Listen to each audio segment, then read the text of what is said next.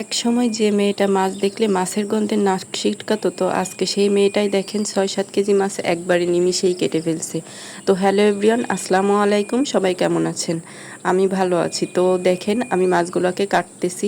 আমাদের বৃহস্পতিবার এখানে কুমিল্লাতে বাজারের দিন হয়, তো সেখান থেকে 4টা রুই মাছ আনছিল। আমি মাছগুলোকে ভালো করে আঁশটা ছাড়িয়ে পাখনাগুলো কেটে নিয়ে সুন্দর করে কেটে নিয়েছি। আর এভাবে আমি আপনাদেরকে একটা মাছ কেটে দেখাচ্ছি, আর বাকিগুলা আমি এভাবেই কাটছিলাম। তো কাটার পর আমি বেসিংয়ে নিয়ে আসছি মাছগুলাকে ধোয়ার জন্য। আমি মাছগুলাকে বেসিংয়ে পানিতে দিয়ে সুন্দর করে ধুয়ে নিয়েছি। তবে সুন্দর করে ধোয়া বলতে আমি কিন্তু পুরাপুরি মাছগুলাকে ধুই নাই।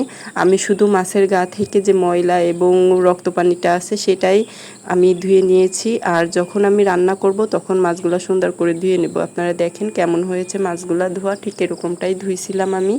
এরপর আমি প্যাকেটিং করে রাখছি মাছগুলাকে। আমি পরিষ্কার পলিথিনে মাছগুলা একে একে ঢুকিয়ে নিয়েছি।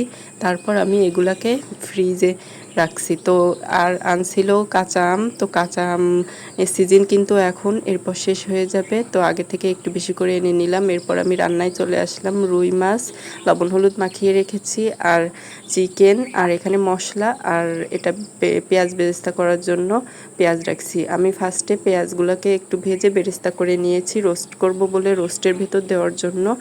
আর এই যে আমি ফার্স্টে রোস্টগুলাতে সামান্য একটু লবণ মাখিয়ে ভেজে নিয়েছি। আর পাশের চুলায় আমি মাছ ভাজতে দিয়েছি লবণ হলুদ মাখানো মাছগুলাকে। আর এভাবে দেখেন আমি মাছগুলা উল্টে নিছি। আস্তে আস্তে মাছগুলা একটু সময় নিয়ে ভাজলে মাছগুলা মুসমুসে হয়। আর আমার ছেলে মুসমুসে মাছ খেতে অনেক বেশি পছন্দ করে। আর এখানে আমি রোস্টের জন্য মশলাটা কষিয়ে নিচ্ছিলাম। আর রোস্ট করার জন্য এই যে চিকেনটা এভাবে ভেজে নিয়েছি। আর মাঝখানে একটুখানি আম মাখা খাচ্ছিলাম। দুপুরবেলা গরমের দিনে আম মাখা খেতে কিন্তু অনেক মজা।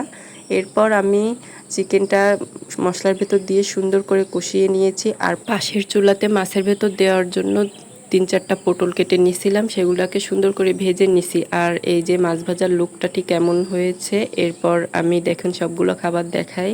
এটা রোস্টের উপর একটু পেঁয়াজ বেরেস্তা দিছি, আর শসা কেটে নিয়েছি সালাদ হিসেবে। আর বিকালের নাস্তায় ছিল নুডলস।